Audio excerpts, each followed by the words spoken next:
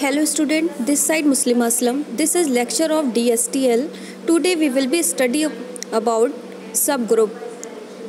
Previous lecture में आपने क्या देखा था? साइक्लिक ग्रुप देखा था, अवेलियन ग्रुप देखा था. आई होप आपको साइक्लिक ग्रुप और अवेलियन ग्रुप आपको क्लियर हो गए होंगे. आज हम बात करेंगे सब ग्रुप की.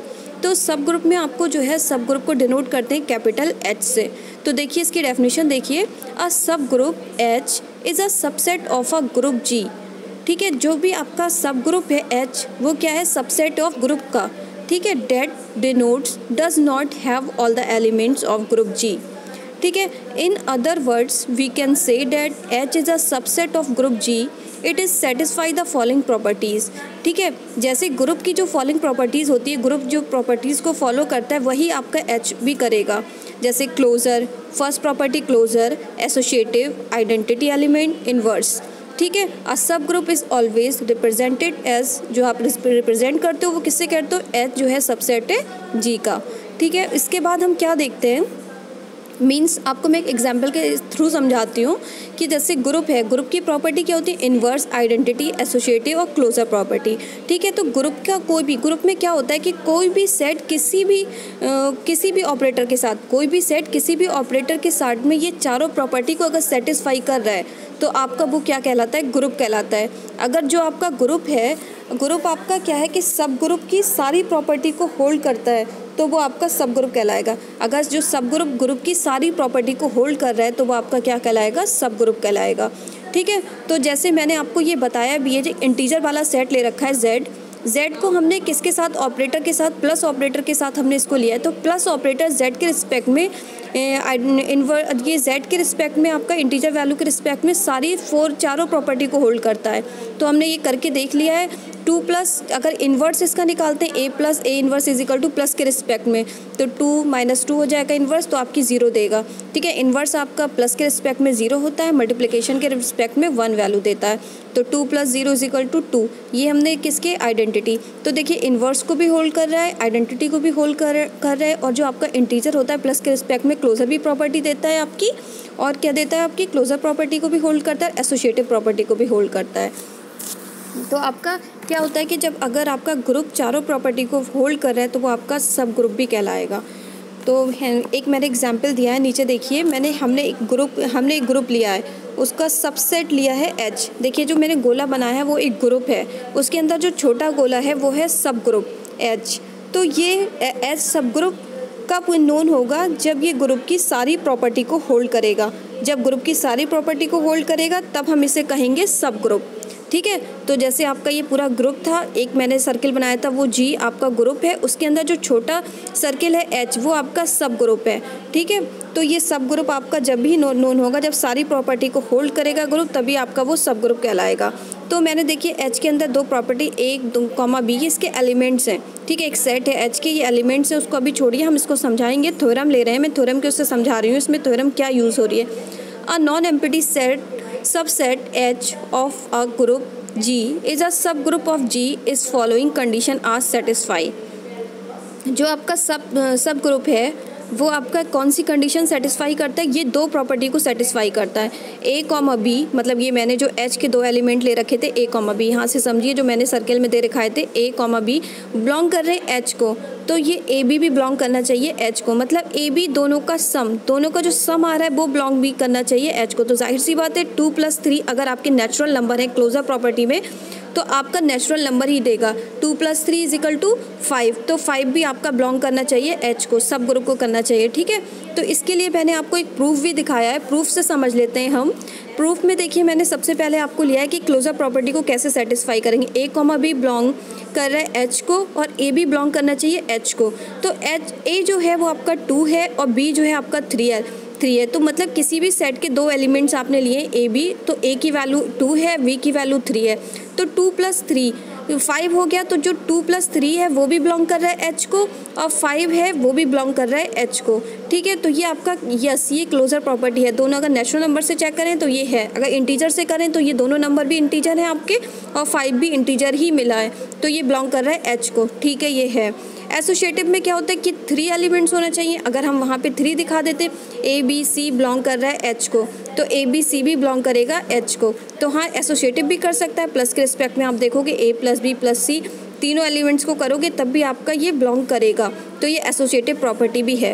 अब इसकी दूसरी प्रॉपर्टी क्या है कि A बिलोंग कर रहा है H को, मतलब किसी भी ग्रुप का एलिमेंट, यानी कि किसी भी सेट का एक एलिमेंट है A, मतलब ये आपका जो स्मॉल a है वो एलिमेंट है, वो बिलोंग किसकी चीज़ को कर रहा है, H को कर रहा है, तो इसका इन्वर्स भी बिलोंग करेगा H को। मतलब कि कोई भी एलिमेंट 2 है तो 2 का इन्वर्स भी आपका बिलोंग करना चाहिए H को। तो ठीक है, तब ये हमारी इन्वर्स भी सेटिस्फाई कर देगा और आइडेंटिटी भी सेटिस्फाई कर देगा। तो देखिए इन्वर्स के लिए अगर आप चेक करो, A बिलोंग आपका H को कर रहा है तो A इन्वर्स बिलोंग, तो A इन्वर्स की वैल्यू आगे देखिए मैंने इसके लिए रिस्पेक्ट में लिखा A.A1, तो A.A1 is equal to E, integer value दे आपको। इन्वर्स के केस में यही फॉर्मूला होता है इसका, A कोई भी एलिमेंट है, इन्वर्स उसका कर रहे हैं तो आपको आइडेंटिटी एलिमेंट दे, तो आइडेंटिटी एलिमेंट भी आपका H को बिलोंग कर रहा है, तो यानी कि ये इन्वर्स और आइडेंटिटी दोनों प्रॉपर्टी को सेटिस्फाई कर रहा है। तो जब ये दोनों प्रॉपर्टी को सेटिस्फाई कर रहा है तो आपका ये सब ग्रुप है।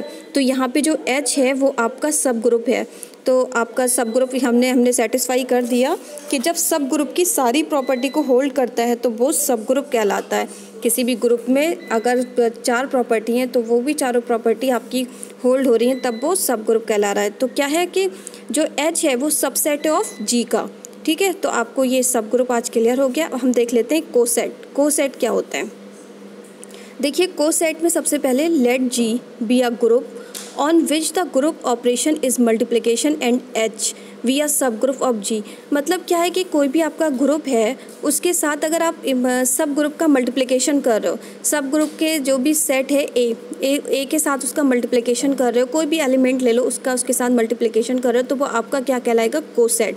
जैसे मैंने आपको एक एग्जाम्पल दिया है, इफ़ A बिलोंग कर रहा है G को देन द सेट, अगर कोई ग्रुप का सेट A है वो बिलोंग कर रहा है आपके H के साथ मल्टीप्लिकेशन कर रहे हैं। देखिए हमने H लिया है सब ग्रुप के साथ उस ग्रुप के G ग्रुप के एलिमेंट का हमने मल्टीप्लिकेशन किया HA, पहले आपका कैपिटल H थे फिर स्मॉल a, तो उसके लिए जो है HA such that H belong कर रहा है कैपिटल H को।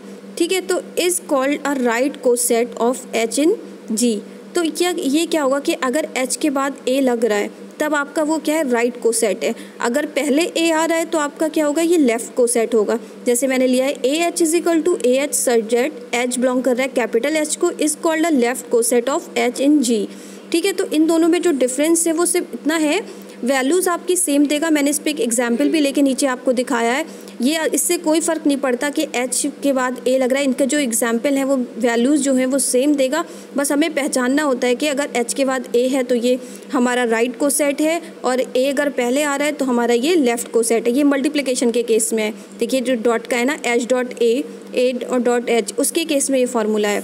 तो देखिए एग्जाम्पल लिया मैंने मल्टीप्लिकेटिव ग्रुप G, इसने मल्टीप्लिकेटिव ग्रुप बता दिया। G इज इक्वल टू आपका 1 - 1 I - I है।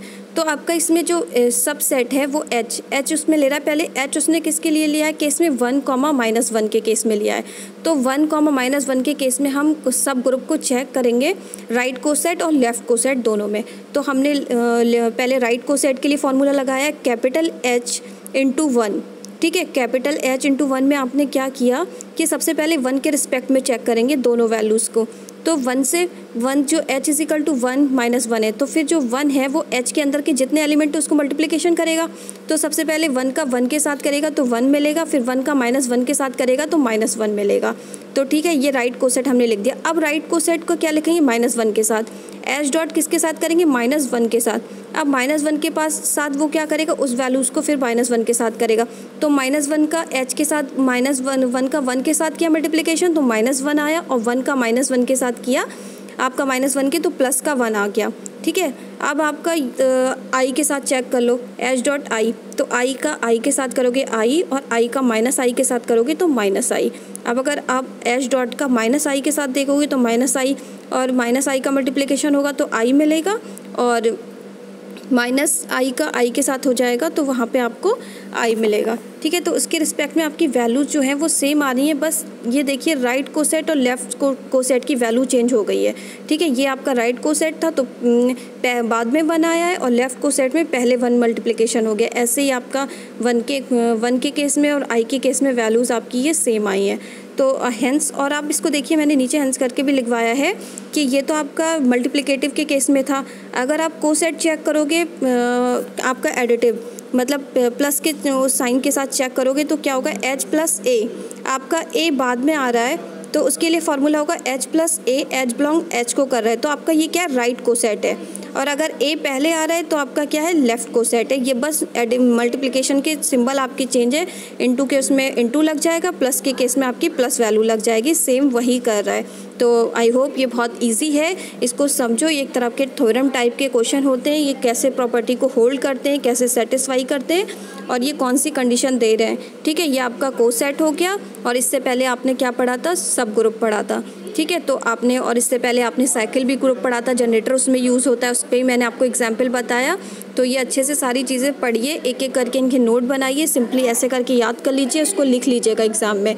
ठीक है, तो आज हमने ये देख लिया। कल हम एक थ्योरम देखेंगे, आपने वो थ्योरम पहले भी पढ़ रखी होगी, Lagrange's theorem.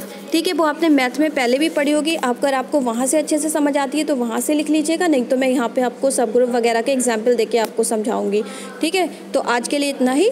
Thank you student.